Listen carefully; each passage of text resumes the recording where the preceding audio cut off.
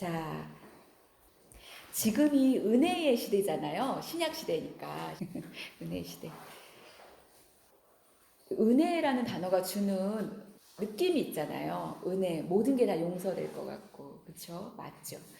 그리고 프로디컬 선이라고 탕자를 프로디컬 선이라고 하잖아요. 그 프로디컬이 제너러스한데 투 제너러스. 그게 좋은 말은 아닌 거잖아요. 오버 제너러스 이런 거거든요. 그래서 그 탕자가 그 선한 자가 아닌 거잖아요. 프로디컬, 탕진해 버렸다라는 거예요.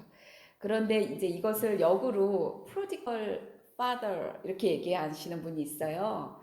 제 기억으로 그게 팀 켈러였던 것 같은데 말하자면 프로디컬 가 은혜를 탕진하시는 것 같은 하나님, 그러니까 너무 지나칠 정도로 은혜를 부으시는 하나님 이런 의미겠죠. 그 안에 담긴 그 복음은 저희가 이제 그 이해를 하죠. 이해를 하는데 그 이해에 대한 해석 또 적용 우리 개인적인 삶 속에 있어서 그것은 각자마다 참 다른 것 같아요. 그래서 은혜라고 얘기했을 때 이 사람이 얘기하는 은혜가 다르고 저 사람이 얘기하는 은혜가 다르고 은혜로 모든 걸 다 덮어버리는 케이스도 있고 또 그렇지 않은 케이스도 있고 여러 가지가 있죠. 오늘은 이 은혜라는 것에 대해서 겹겹이 둘러싼 그런 커플들을 좀 벗기고 정말 하나님이 말하시는 은혜가 무엇인가, 하나님의 그 프로디컬한 그 지점을 하나님은 어디에 부으신 거고 그걸 은혜라고 하셨는데 그게 어딘가를 한번 보기를 원합니다.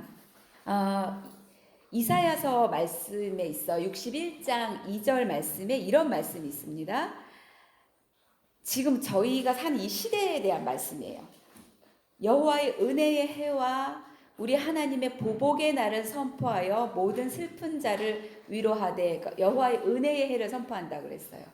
또 누가복음 4장 19절에는 이런 말씀이 또 있습니다. 주의 은혜의 해를 전파하게 하려 하심이라. 은혜의 해를. 그러니까 지금 저희가 사는 세대를 얘기해요. 그러니까 이사야에서도 그랬고 이 누가복음도 그렇고 이사야뿐만이 아니라 다른 선지서도 그렇고 어떤 시대를 설명하고 있는 게 있어요. 어떤 시대가 도래할 것이다. 근데 그 감사하게 저희가 그 시대 안에 있는 자들이 저희인 거예요. 그러니까 이거를 한번 이렇게 생각해 보면 굉장히 놀라워요, 사실. 저희가 사는 이 시대가 그 당시 구약의 사람들이 바라보고 소망하고 기다렸던 그 시대거든요. 그 시대가 저희 앞에 열렸고 저희가 그 시대를 살아가고 있어요. 자, 그런데 이 은혜의 해. 근데 요것과 같은 표현이 있어요. 같은 표현인데 이렇게 하면 이제 조금씩 오해가 풀려갈 것 같아요. 같은 표현인데 요엘서 2장, 너무 유명한 절이죠. 요엘서 2장 28절에서 32절 말씀인데 생략하고 제가 몇 구절만 읽어드릴게요.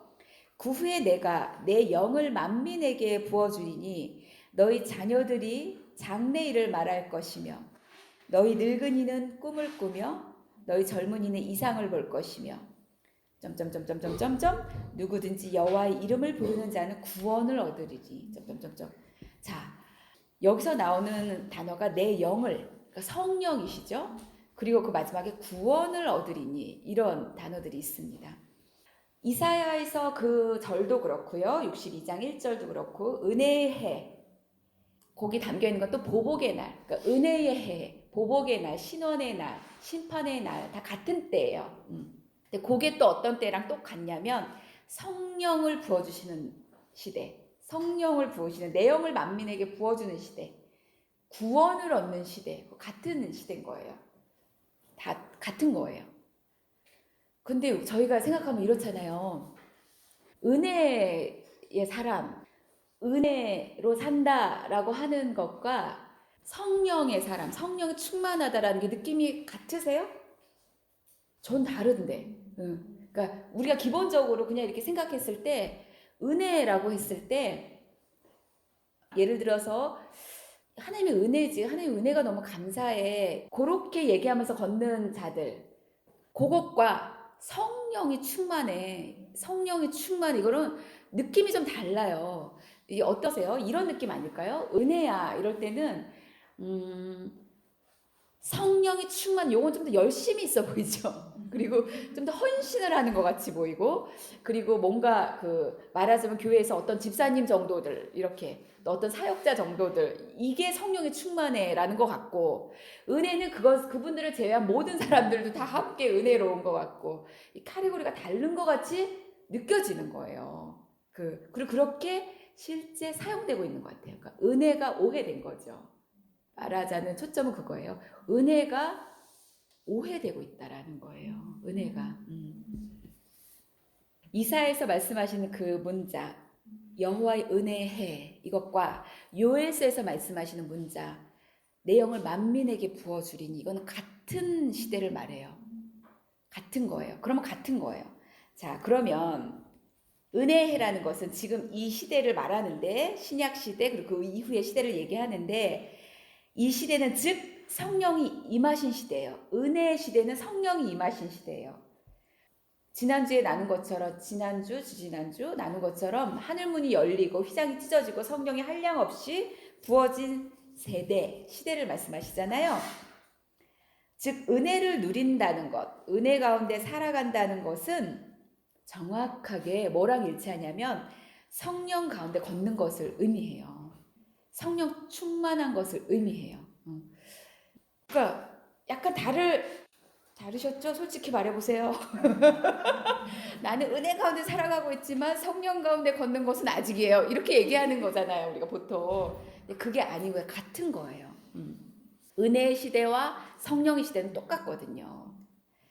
자, 그러면 은혜의 삶은 성령 충만의 삶과 다르지 않습니다. 이게 전제예요. 이걸 우리가 인식해야 돼요. 은혜가 충만하다. 나는 은혜로 충만해. 이거는 나는 성령이 충만해 이거예요. 근데 은혜로 충만해라고 말하는 건 너무 쉬워요. 어떤 면에서. 그렇게 해왔잖아요. 부족해도 은혜가 충만하니까 괜찮잖아요. 그렇잖아요. 그런데 성령이 충만해라고는 감히 말을 못하잖아요. 그러니까 은혜랑 성령이랑 다른 것처럼 느껴지는 거예요. 근데 그게 같다라는 거예요. 그러면 어딘가에서 오해가 발생했다라는 거야. 그 오해가 어디에서 발생했던 것이며 그 오해를 풀고 진짜 은혜의 삶이 뭔지, 진짜 성령의 삶이 뭔지를 이제 접근해 가보겠습니다. 했던 얘기 또 하고 있습니다. 아주 귀에 딱지가 앉기를 원합니다. 그래서 누가 가던 사람이 탁 물어보면 그냥 자동적으로 탁 얘기해 줄 수 있는 이렇게 됐으면 좋겠어요. 여기 계시면 지금 현재 몇 분이요? 지금 우리가 현재 이 공간에서 이 시간을 이렇게 갖고 있지만 굉장히 준비하고 있는 시기라고 생각을 해요. 지난주에 그 정기 사무처리회 함께 하셨잖아요. 하셨을 때 보면 하나님의 인도하심을 받아서 재정도 설명 다 들으셨죠? 그렇게 방향이 정해졌잖아요. 그러니까 앞으로 사용될 예배처 저희가 지금 너무 클래스가 포화 상태잖아요. 지난주는 유스가 4명이 더 왔어요. 그럼 클래스가 어떻게 해요? 이거 터져나갈 것 같은데 너무 지금 가슴 졸이고 있어요. 다들 이거 어떡할까 막 이러고 있는데 이제 기도할 뿐이죠. 기도할 뿐인데 이 인도하심 속에서 하나님 말씀 쫓아서 저희가 걸음을 뗄 때에 그게 비전만 말만 떼는 게 아니에요. 우리의 현실 속에서 우리 움직임도 그러니까 재정도 그렇게 그것을 향해 가는 거죠. 머니가 있는 곳에 내 마음이 있잖아요. 그죠? 그러니까 그렇게 해서 우리가 지금 우리가 함께 예배드릴 처, 교육받을 처를 장소를 두고 기도해야죠. 해야죠. 그리고 작은 액수지만 그것을 위해서 쓰자고 이렇게 정립을 해놨어요. 정말 기도해 주세요. 그 어느 날 하나님께서 곧 근데 그때가 되면 이제 정말 12제자 같은 여기 계신 분들이 다 그 제자와 같은 그 역량을 발휘하실 때가 올 거예요. 그걸 위해서 준비하셔야 돼요. 지금부터 이렇게 하나하나 이런 메시지 하나하나 다 준비하시고 또 진짜 준비하세요. 메신저의 준비. 메신저를 향한 준비가 우리 각자 안에 받고 준비하세요. 자, 성령 충만하다라는 거, 성령을 따라 사는 것이 저희 삶의 정말 모든 것이에요. 그 안에 다 들어있어요. 다 들어있어요. 그냥 정말 그거 하나에 다 들어있지요. 우리가 이렇게 하나님의 음성을 듣고 순종하는 거, 우리가 뭐 죽는 거, 부활하는 거, 능력으로 기도하는 거, 병이 치유되는 거, 뭐 상처가 해결되는 거, 별거 다 돼. 교육하는 거, 훈련하는 거, 다 그게 성령을 따라 사는 삶 속에 들어가 있습니다. 그러니까 모든 것이에요. 자, 그런데 성령, 그러면 이제 여기서 이제 화두는 성령이에요. 성령 충만, 성령이에요. 은사는 성령 충만이 은사를 포함하지만 은사와 성령 충만이 같지는 않죠. 은사는 정확하게 교회, 또 지체들, 이 공동체를 섬길 수 있는, 봉사할 수 있는 솜씨를 주시는 거예요. 은사는. 그래서 기도의 은사를 받은 사람은 기도로 섬기는 거죠. 그 사람이 기도의 은사, 방언의 은사, 어떤 통변의 은사 이런 걸 받았다고 그 사람이 충만하는 것은 아니에요. 성숙한 것도 아니고 은사는 은사대로 하나님 주시는 거예요. 왜? 목적은 단 하나예요. 교회를 섬기라고 주시는 거예요. 교회된 지체들, 또 우리 이웃들 이렇게 섬기라고 은사를 주시는 거죠. 자, 성령 충만하다라는 것은 여러분들이 이미 알고 계시듯이 여러 가지 말로 할 수 있지만 가장 저희가 이해하기 좋은 말이 성령의 열매 있잖아요. 그 열매로 충만한 인격을 말해요. 열매로 충만한 인격. 그러면 이게 사람 좋은 걸 의미하냐? 정확히 달라요. 사람 좋은 것은 본성인 거예요. 본성이 아니라 본성은 죽고 성령이 임하셔서 회복된 부분 그 인격들. 그러니까 사랑이 많다라고 했을 때 어떤 분은 기본적으로 사랑이 풍성한 분이 있잖아요. 그런 분은 그 본성에서 나온 자기 사랑이 있잖아요. 그게 하나님 앞에 한번 이렇게 다룸을 받게 돼요. 그게 죽고 진짜 하나님의 사랑이 임하는 것을 경험을 해야만 하죠. 그래서 그 사랑이 성령의 열매로서의 사랑이어야 되는 거예요. 제가 자주 얘기하는데 저는 원래 친절했어요. 그러니까 원래 이렇게 매너가 좋고 친절했거든요. 예전부터 어렸을 때부터 지금까지. 근데 어느 날 그것에 대해서 한번 이렇게 다룸을 받았어요. 그때 너무 창피한 거예요. 그러니까 이 친절함이 심하게 말하면 악한 거예요. 그러니까 이건 나의 친절인 거예요. 본성의 친절. 근데 그게 타락한 친절이었어요. 그러니까 진짜 거룩한 친절이 아니었어요. 그 안에는 다 나를 위한 목적이 있었어요. 내가 이렇게 보여야 되고 내가 이랬으면 좋겠고 또 이렇게 하면 우리 서로 편하고 뭐 이런 기타 등등의 그건 자연의 친절인 거고 근데 그게 정말 불세례를 받듯이 다룸을 받고 나니까 그 시간에는 아팠지만 이제는 친절이 어떻게 되냐면 그러니까 조금 더 객관화가 되는 것 같아요. 마구 퍼내주던 친절 이런 게 멈춰지고 참 친절. 그러니까 이게 참 친절은 어떤 면에서 보기엔 조금 오해의 여지도 있죠. 그런데 주님 앞에 받은 참 친절이니까 갈등은 없어요. 이게 뭐가 뭔지 아니까. 그런 것처럼 성령의 열매가 하나하나 맺혀간 인격, 그 인격 자체가 성령 충만이에요.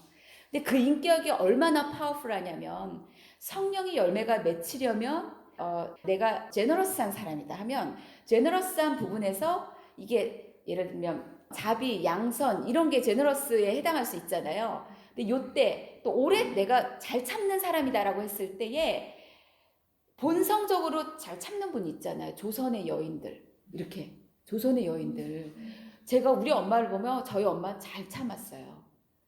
우리 아빠를 참았으니까 그러시잖아요. 우리 아빠는 잘 참았어요. 우리 엄마를 참았으니까. 근데 특별히 여성들이 잘 참았어요. 그런데 그게 성령이 주신 열매로서 참는 게 아니었다라는 거예요. 시대가 주는 가치관 속에서 참았던 거지. 그러니까 그것도 사실 귀해요. 귀하죠. 이왕이면 참는 게 귀하죠. 그런데 하나님과 관계가 생기면 그 어느 날 하나님께서 그 참음을 다루실 때가 있어요. 그게 깨달아지면 어떤 고백이 나오냐면 하나님 내 힘으로 참았습니다. 이런 고백이 나오죠. 근데 그 내 힘이 얼마나 타락한 거였다라는 것을 깨닫게 되는 거예요. 그러면서 하나님께 용서를 구하게 되고 이제 내 힘으로 참지 않아요. 그래서 화도 내요. 그런데 또 참죠. 어떻게? 성령을 의지해서 참는 거예요. 진짜 참음이 나오는 거예요. 진짜 오래 참음이.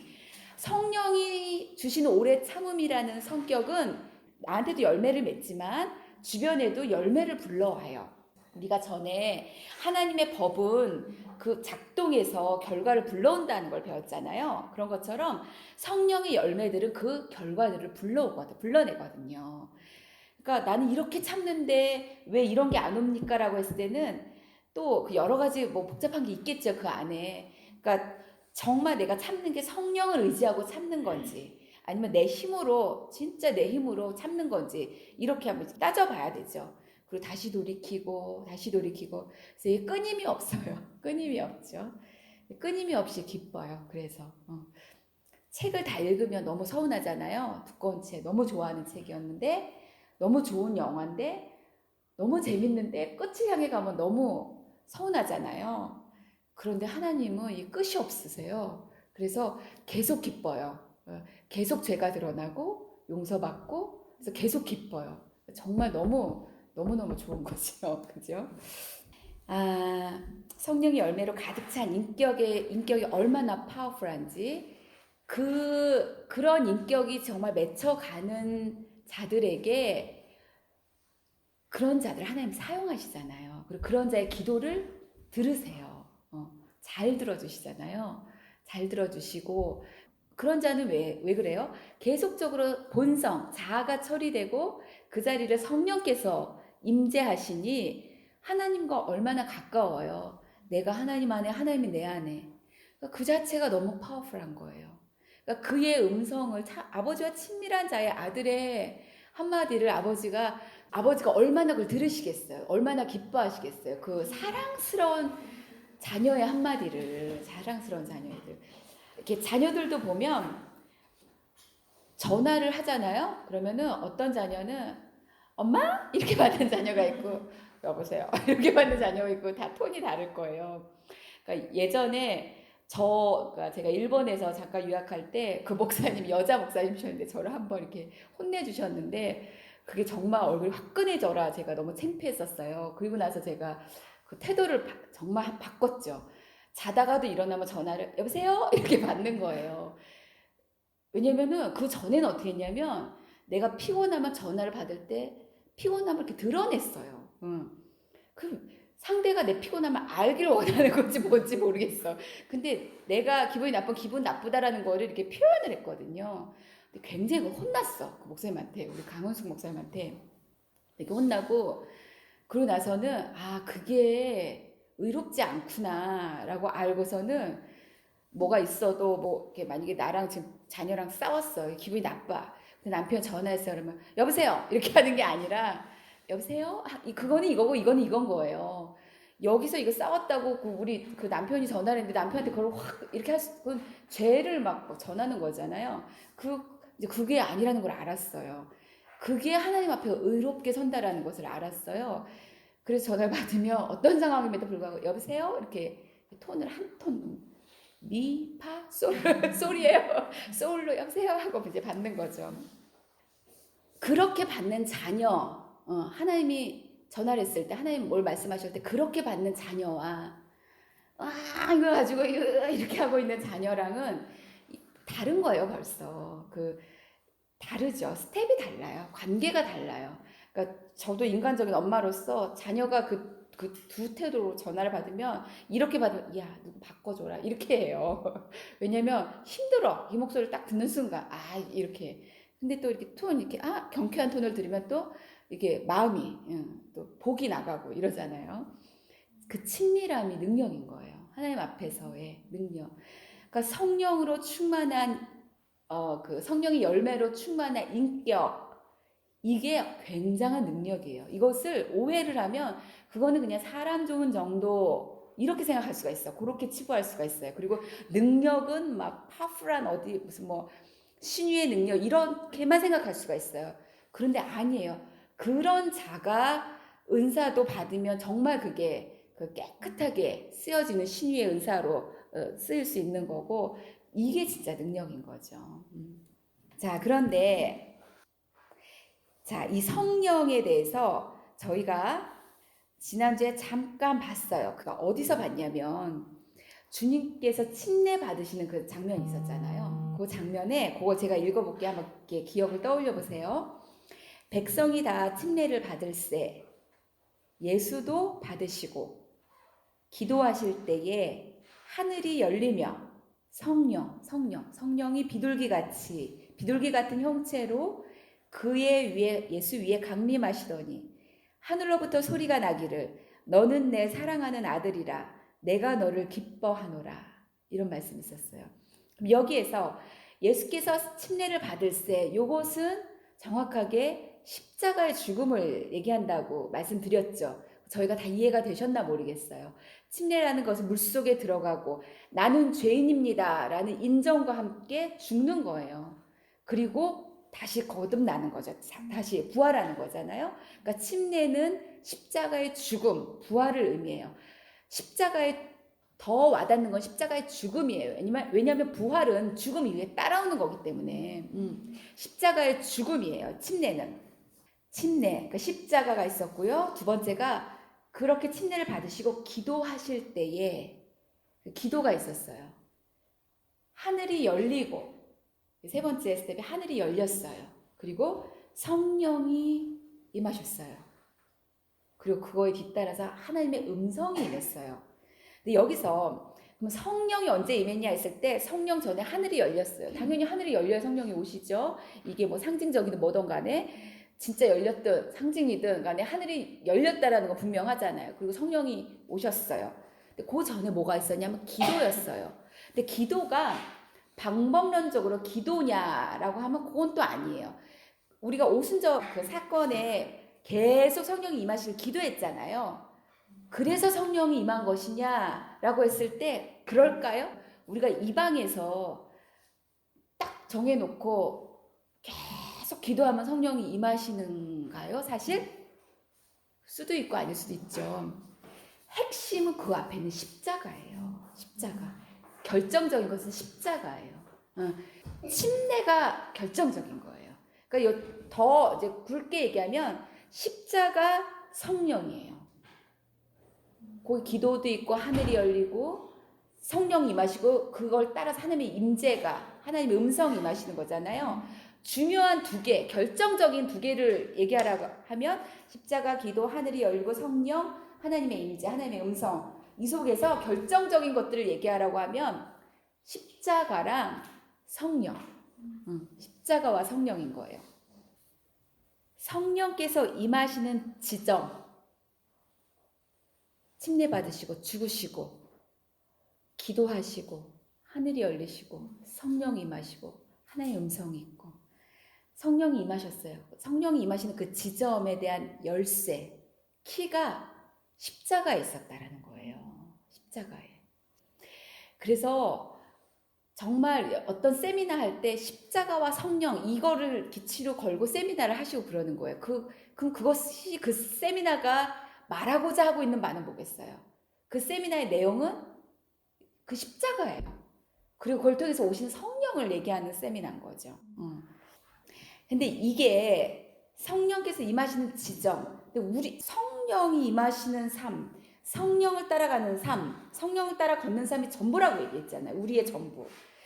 그러니까 이 비밀, 이 성령이 임하시는 그 지점의 비밀을 우리가 막 들어가는 거는 얼마나 이게 전부겠어요. 그게 핵심이죠.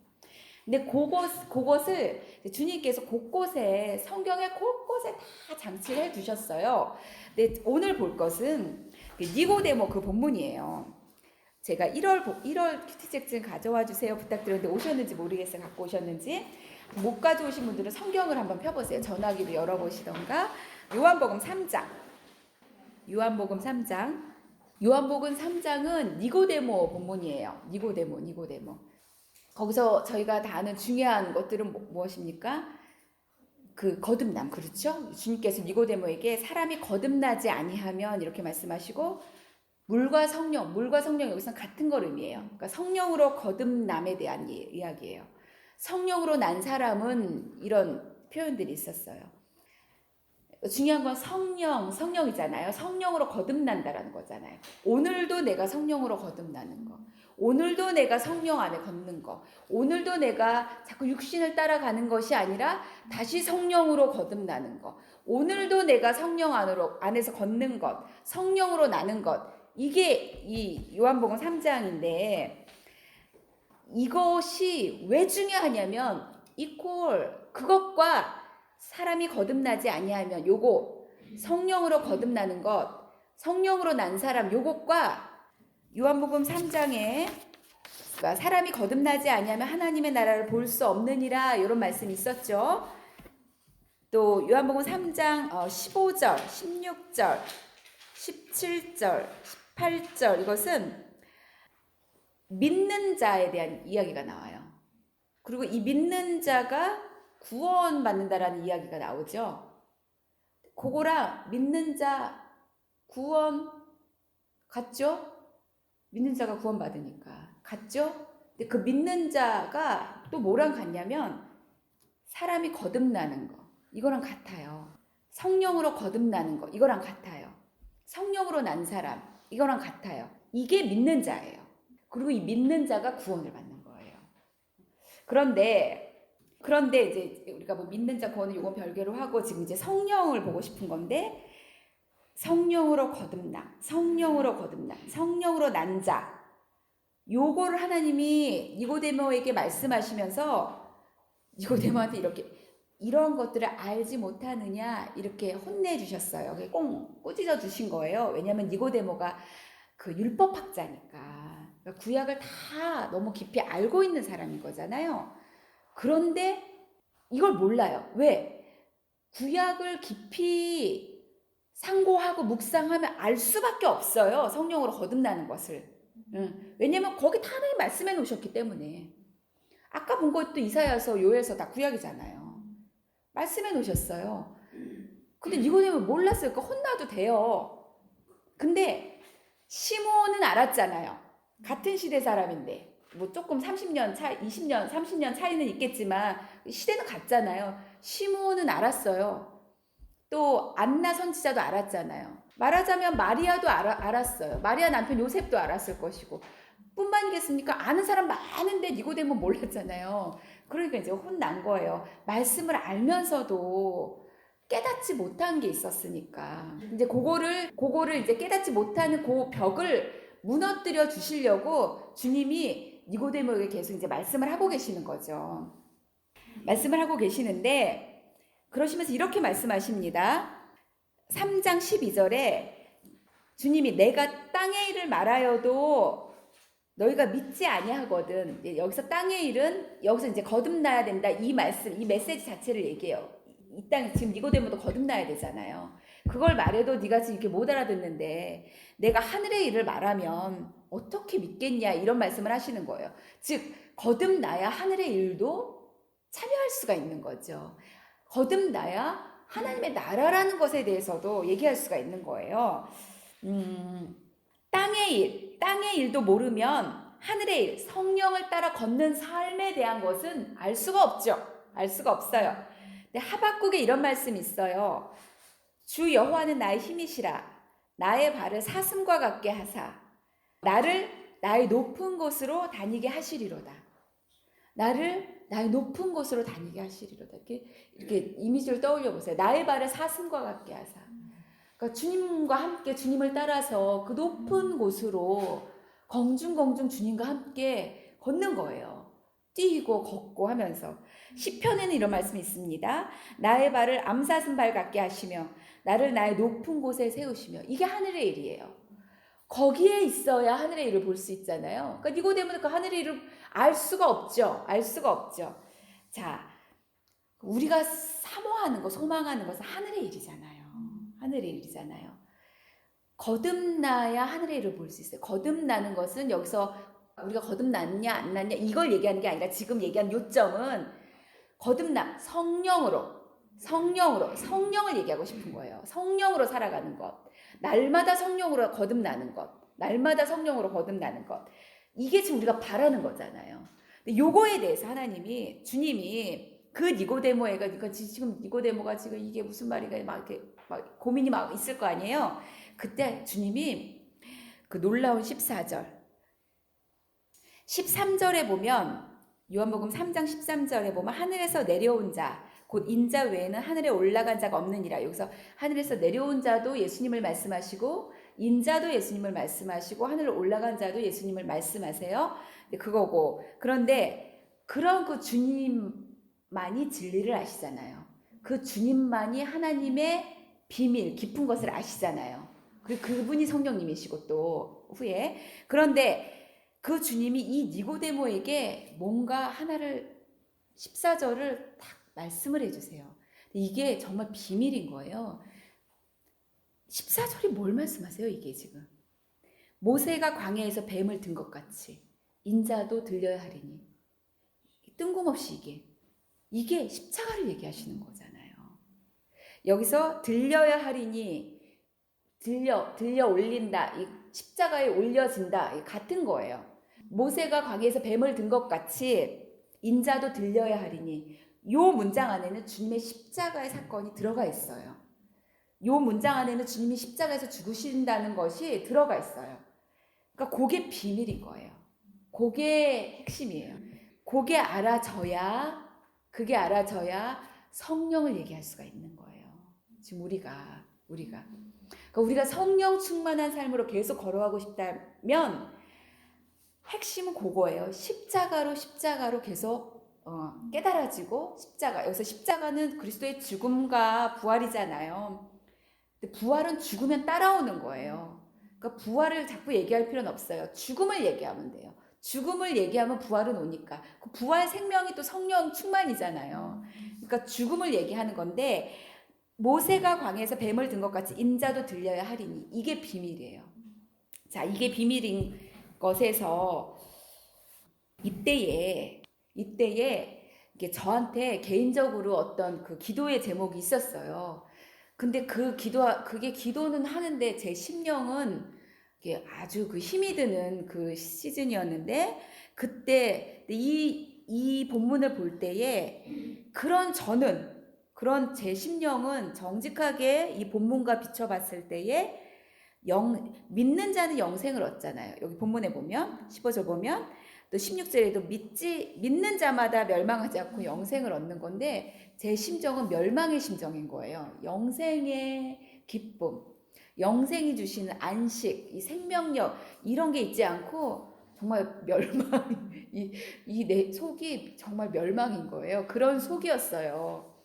그런 속이니까 이 큐티를 할 때, 그러면서 그 믿는 자, 그러니까 그러면 제가 그냥 솔직히 그냥 이 본문의 빛을 달보면 내가 지금 뭔가 믿지 않고 있다라는 거잖아요. 그렇죠? 왜냐면 영생이 지금 안 느껴지니까. 자, 신학적으로 영생이 있다, 이 얘기를 하는 게 아니죠, 지금. 큐티를 얘기하는 거예요. 날마다 큐티 했을 때 그 본문 속에서 하나님이 나에게 어떻게 말씀하시는지. 지금 제 심정은 제 안에 영생이 없는 것처럼 느껴지는 거예요. 그게 콰이어 타임에서 볼 수 있는 나의 심정이고, 정직하게 아뢰는 나의 반응이 되고, 이런 거죠. 그래서 이게 옳습니까 그럽니까 신학을 얘기하고 있는 게 아니죠. 그런데 18절을 보면 믿는 자는 심판을 받지 않는데요. 근데 믿지 아니하는 자는 심판을 받는데요. 근데 믿지 아니하는 자는 독생자를 믿지 아니한대요. 그럼 제가 지금 이 마음의 심령이 뭔가 해결되지 않으면 나는 독생자도 믿지 않는 게 되는 거고, 나는 심판인 상태가 되는 거고, 그렇게 돼버리는 거잖아요. 그럴 수는 없잖아요. 왜 그럴 수 없냐면 그날의 큐티 속에서 이게 해결이 돼야 돼요.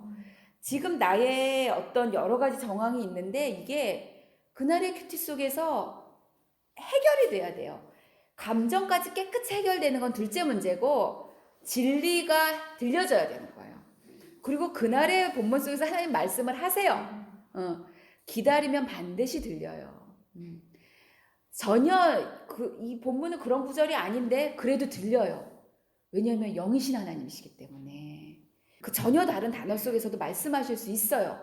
행간에서도 말씀하실 수 있고 마침표로도 말씀하실 수 있어요. 왜냐면 돌을 들어서도 말씀하신다고 하고 나귀의 입을 열어서도 말씀하시잖아요, 하나님은. 그러니까 그날 본문에서 말씀하시는 거예요. 그러니까 그 본문을 아멘으로 받는 거예요. 그럼 제가 어떻게 받았겠어요? 내가 이게 하나님 앞에 뭐가 해결이 안 되면, 여기서 내가 뭔가가 해결이 안 되면 내가 독생자도 믿지 않는 거고 영생도 없는 거고 이게 이런 거구나 하니까 이게 도전이 생기잖아. 아, 이럴 수는 없지. 하나님 말씀해 주세요. 이렇게 되는 거지요. 그럴 때에 모세가 광야에서 뱀을 든 것 같아. 이거 십자가에 대한 얘기잖아요.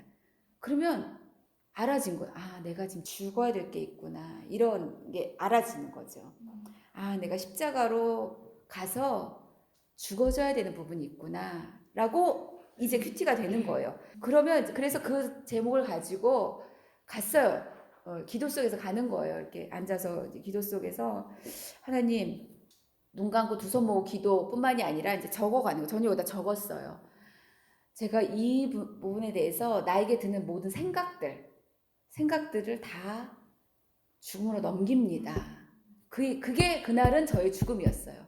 그러니까 지금 내가 하고 있는 생각들 있잖아요. 어떤 어려운 상황 속에서의 내가 하고 있는 생각들, 그게 옳든 그르든 간에 이제 그건 중요하지 않고, 지금 본문이 이제 십자가로 나를 인도하셨으니 내가 지금 하고 있는 이 생각들을 죽음으로 넘깁니다. 그럼 이제 그 생각은 진행이 안 되죠. 죽음으로 넘겼으니까 그 다음은 뭐예요? 이제 하나님이 주신 생각이 임할 거란 말이에요. 그걸로 순종하는 거예요. 그러면 이제 제가 기도 가운데 쓰고 하면서 마음이 그렇게 돌이켜지잖아요. 돌이켜지면서 그 신기하게 말씀이 그러고 말씀에 순종하기로 결정하면 그 막 딱딱하던 마음이 풀어져요. 이렇게 풀어지면서 그걸로 이렇게 넘어가더라고. 그러니까 죽음으로 넘겨지는 거예요. 어떤 날은 조금 쉽게, 어떤 날은 아주 어렵게, 그때 다르죠. 근데 그걸 넘겼어요. 죽음으로 넘기고 나니까 생각이 정리되고 하나님이 주시는 마음들을 알겠는 거예요. 그것에 아멘 하는 거예요.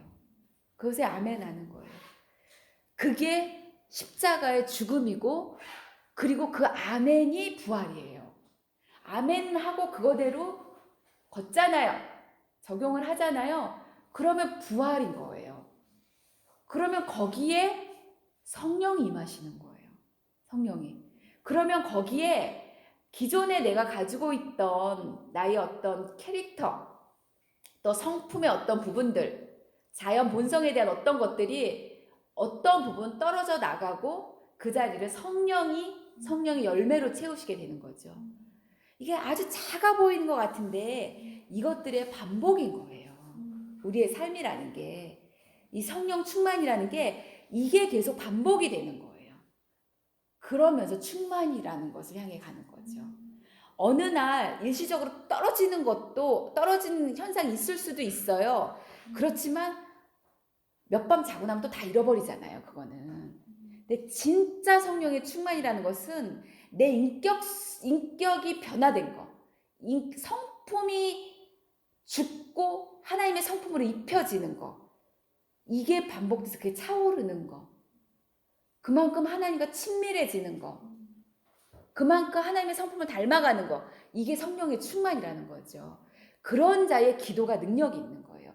그런 자가 또 다른 걸 맞이하며 인내할 수 있는 거예요. 그런 자가 여러 사람의 것을 가지고 함께 인내할 수 있는 거고, 다른 사람의 것을 중보할 수 있는 거고, 그런 거죠. 그게 굉장히 능력인 거죠. 사실 저희가 신유자를 못 찾는 게 우리의 가난함이 아니라 이런 능력 있는 자들, 성령으로 충만한 자를 못 찾는 게 우리의 가난함이잖아요. 응? 그러니까 이제 찾지 말고 이제 우리가 그렇게 되어가야 되는 거예요. 우리 나이가 그런 선배를 찾는 게 아니라 이제 내가 그 선배가 되어야 될 나이가 되셨어요. 진짜요. 되신 거예요. 이제는 누구 남 탓할 수가 없어요. 왜 이렇게 어른이 없냐, 뭐 이런 거 없어요. 왜 리더가 없냐. 내가 이제 리더의 나이가 됐어요.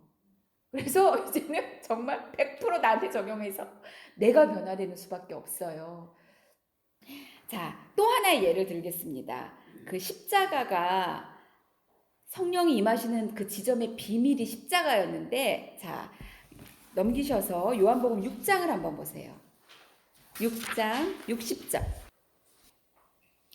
이제 신앙생활을 하면서 저희가 기쁘고 즐겁게 신앙생활을 해왔어요. 해오는데 이런 지점을 이제 맞이하는 거예요. 이제 이때가 그 포인트예요. 어떤 포인트냐면 이 말씀은 어렵도다. Who can accept it? 누가 이걸 받아낼 수 있겠느냐? Who can accept it? 누가 들을 수 있겠느냐? 이렇게 얘기를 해요. 근데 요거의 배경이 주께서 그 전 본문에 보면 내 살을 먹고 내 피를 마시는 자는 영생을 가졌고 이 막 어려운 얘기를 하셨기 때문이에요. 내 살을 먹고 내 피를 마시는 것에 대한 이런 이야기들. 또 마지막 그런 자를 내가 마지막 날에 그를 다시 살리리니. 그러니까 주님의 살을 먹고 주님의 피를 마시지 않는 사람은 마지막 날에 살 수도 없고 이런 이야기들을 하신 거예요. 내 살을 먹고 내 피를 마시는 자는 내 안에 거하고 나도 그 안에 거하고 이런 이야기를 하셨는데 이게 받아들여지지 않는 거예요. 그들 입장에서는.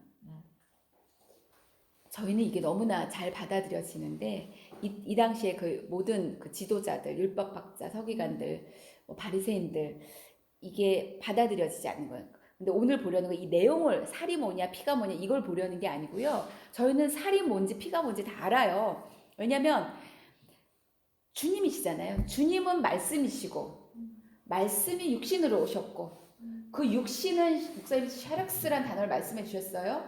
떡. 그 떡은 만나. 구약의 그 만나부터 이게 다 주님이시잖아요. 만나, 떡, 육신으로 오신 주님.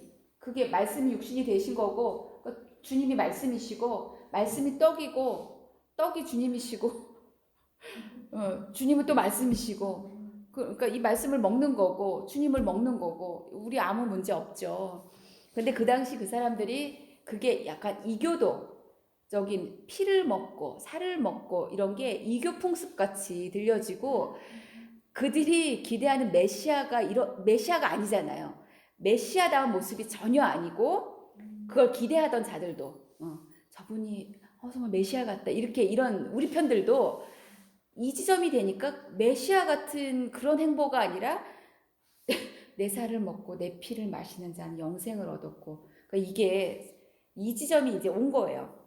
이제 메시지 자체보다 말씀드리고 싶은 것은 신앙생활을 하다가 어느 지점이 왔다라는 거예요. 부딪히는 지점. 어느 지점이냐면 그게 말씀이 부딪히는 지점. 그러니까 말씀이 잘 받아들여지지 않는 지점에 온 거예요.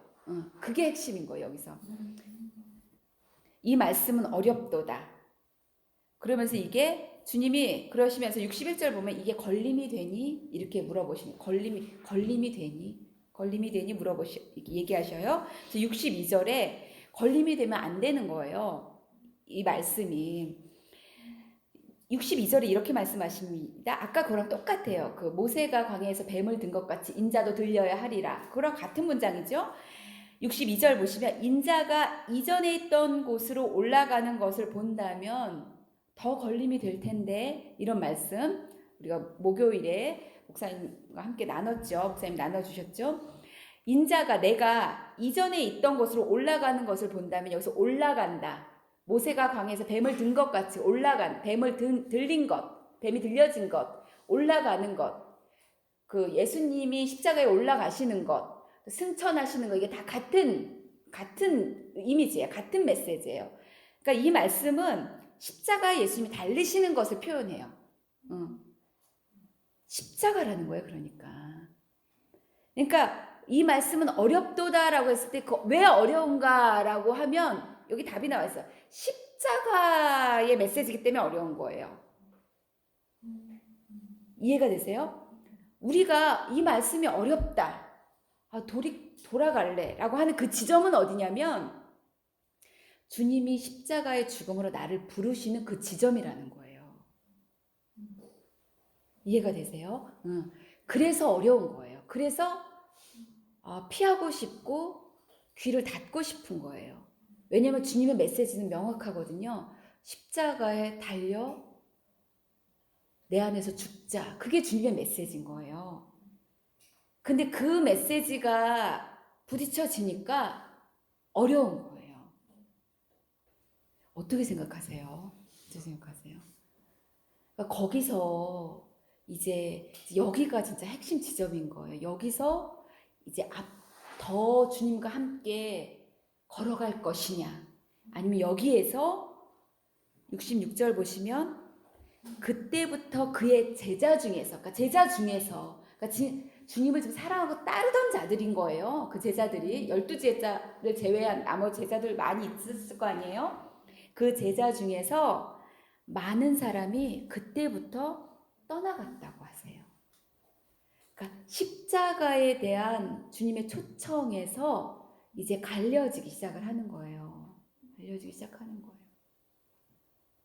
저도 그렇더라고요. 저도 제가 보면 이제는 연습이 되니까 십자가로 바로 가는 연습을 뭘 막 계속 해오잖아요. 그 어떤 이 비밀을 알고 난 이후에는 실패해도 또 다시 그렇게 하고, 또 실패하면 또 다시 돌이키고 하면서 이제 연습을 해왔잖아요. 그러니까 지금도 기도는 모든 상황을 맞이할 때 뭐 그냥 바로 십자가로 넘겨졌으면 좋겠는 게 기도 있죠. 그게 마음의 소원인데, 근데 그렇지 않을 때가 이제 있어요. 그런데 결국은 주님이 승리를 하셔서 십자가의 죽음으로 저를 갖다가 결국은 이렇게 죽게 하세요. 그리고 나면 그게 거기가 진짜 영생인 거예요.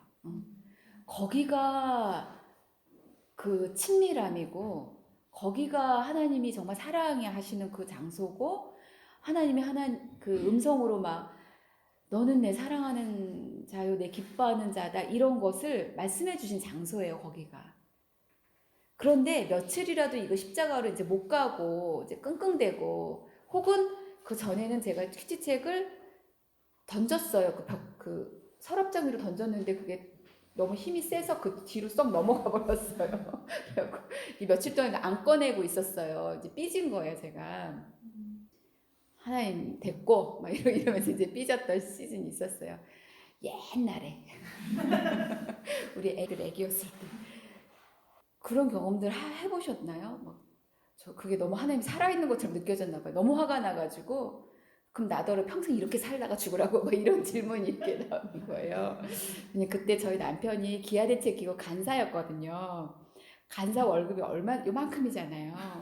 근데 그 당시 저는 굉장히 꿈이 컸던 사람인데 기아대책 있고 거기에 뼈를 묻겠다고 하더라고. 우리 남편이 너무 충만해가지고 그 막 사역이 막 너무 기쁘고 그러셨나 봐. 남편한테 아무 말을 안 했는데 나중에 혼자 큐티하다가 그때 그 본문 생각이 안 나는데, 본문 속에서 하나님 그러시는 것 같은 거예요. 나만 있다면, 그러니까 하나님만 나에게 주어진다면 네가 이게 평생 그렇게 살 수 있겠니? 그렇게 물어보시는 거예요. 너무 깜짝 놀랐어. 정말 no. no. 근데 그 노가 문제가 아니라 어떻게 그렇게 말씀을 하실 수가 있지? 이런 어떻게 지금, 그리고 그때까지 제가 이제 성령 안에서 거듭난 이후에 그때까지 이렇게 살았던 그 값진 삶이 있었어요. 그렇게 살면 뭐 좋은 게 올 줄 알았거든요. 근데 그렇게 물어보시는 거예요. 그래서 갑자기 이 배반감이 막 이렇게 막 올라오고, 어떻게 그렇게 나한테 물어보실 수가 있는 거야 하고, 이거를 이렇게 그 서랍장 위로 이렇게 얹어 놓는다는 식으로 이렇게 딱 던졌는데 그게 저 뒤로 쑥 넘어가 버린 거예요. 그렇게 며칠을 이제 지냈는데, 그 며칠, 순복하지 않은 그 며칠, 근데 그때 저도 나이가 어렸잖아요. 얼마나 하고 싶은 게 많고 꿈도 많고 기질도 있고 꿈도 있고 이게 있는데 정말 그러니까 이게 어려웠었어요. 진짜 어려웠었어요. 그리고 그때 주셨던 딱 찬양, 그 찬양이 나의 모습 주님 앞에 모두 드립니다, 이거였어요. 근데 거기까지는 이제 어떻게 되게 됐는데, 더 완전히 엎어졌던 게 어제 일도 내일 일도 그 다음 꿈과 희망, 그리고 그때 정말 다 무너졌던 것 같아요. 아니 꿈은 내 꿈인데 희망은 내가 할 수 있는 희망이잖아요. 근데 아니라는 거죠. 나를 소유한 건 주님이시라는 거예요. 내 희망도 주님 거고 내 꿈도 주님 거라는 거예요. 그러니까 그 주님 앞에 그 그룹이 소그룹이었어요. 그 집사님들 다 오시고 그 사랑의 교회 다락방 모임 찬양이 그거였어요. 그래갖고 얼마나 울었겠어요. 제가 그 집사님 너무 놀란 거야. 이 자매가 왜 이러나. 그 며칠의 기간 정말 지옥 같더라고요. 그러니까 십자가에 죽어지지 않고 십자가를 외면하고, 그러니까 죽음을 외면하고, 그러니까 여기서 그러니까 죽지 않은 것은 뭐냐면 그 음성, 하나님이 주신 음성에 아멘이 안 되고, 안 되니까 안 되잖아요. 안 되고 그걸 거절하고 버티던 그 며칠이 정말 지옥 같은 거예요. 너무너무 괴로워. 너무 괴롭고 나중에는 너무 괴로워서 할 수 없이 그걸 끄집어가지고 옷걸이 펴가지고 이렇게 해가지고 저기서 그거 이렇게 꺼내가지고 다시 펴고 그리고 하나님 정말 그렇게 하겠습니다. 괜찮습니다. 내가 평생 이렇게 살아도 하나님이 여기 함께 계시다면 그러면 괜찮습니다. 아멘입니다. 했어요. 근데 이렇게 지나고 그 다락방 모임 속에서 그 찬양하는데 아 이게 꿈과 희망, 어제 일, 내일 일, 꿈, 희망. 그러니까 이게 그때 그런 게 있었어요. 십자가에 순종해야 죽음에 순종해야 죽음으로 부르시는 하나님께 그때 순종해야 하나님이 그런 자를 데리고 조금씩 높은 곳으로 이동을 하시는 거예요. 하나님의 비밀한 곳, 하늘의 일, 나의 발을 사슴과 같게 하사 높은 곳을 다니시게 하는 거기 하나님 나라를 얘기할 수가 있는 거예요. 이제는. 그런데 이때에 많은 사람이 떠나갔어요. 그게 참 그 떠나가 그것에 대해서 너무 그러니까 연민이 있죠. 이게 얼마나 힘든 줄 알아요. 왜냐면 경험들이 다 있잖아요. 그리고 십자가 끝나냐? 아유 이게 그러니까 하나님이 지혜자셔서 저도 지금 제가 겪는 십자가는 인생 최고의 십자가인 것 같아요. 지금 겪는 그렇지만 지금은 그 안에 그걸 겪고 있으면서도 그 안에 기쁨이 있죠. 그 기쁨을 막지를 못해요. 막지 못하지. 죽음 같지만 그 기쁨을 막지를 못해요. 근데 처음에는 그 기쁨을 모르기 때문에 그냥 죽는 것밖에 없잖아요. 그러니까 너무 힘겨워요. 그러니까 그런 것에 대한 그 시즌에 대한 연민이 있는 거예요. 그러니까 얼마나 힘든지를 아니까. 그런데 진짜 주님을 신뢰함으로 성령 안에서 사는 게 전부잖아요. 우리의 그 안에 모든 보화가 다 있잖아요. 보배가 다 있잖아요.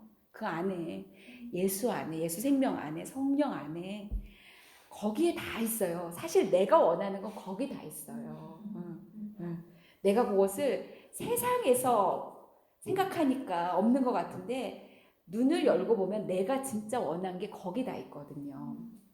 거기 있는 건 거룩해져서 있어요. 그 세상에는 타락하신 차례 그 비슷하게 있는 거지. 그렇지만 그게 아니잖아요.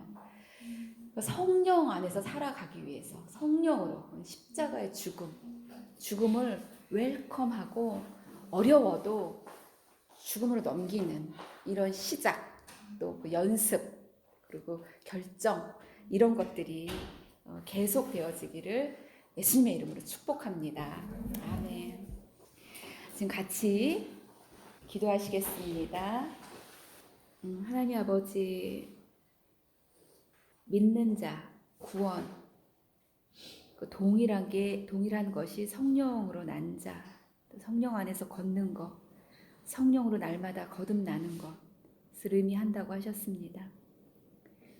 그 성령으로 걸어가는 것, 성령 충만, 그것의 그 비밀이, 그 지점이, 그 열쇠가 십자가임을 배웠습니다. 하나님 우리의 일상 속에서 하나님이 주시는 사건, 모든 사건을 맞이할 때 십자가로 반응할 수 있도록 죽음으로 하나님 반응할 수 있도록 성령님 중보하오니 예수께서 중보하고 계시오니 저희를 붙들어 주시옵소서. 그래서 성령으로 성령 충만으로 나아갈 수 있도록 주님 축복하여 주시옵소서. 예수님의 이름으로 기도드렸습니다. 아멘.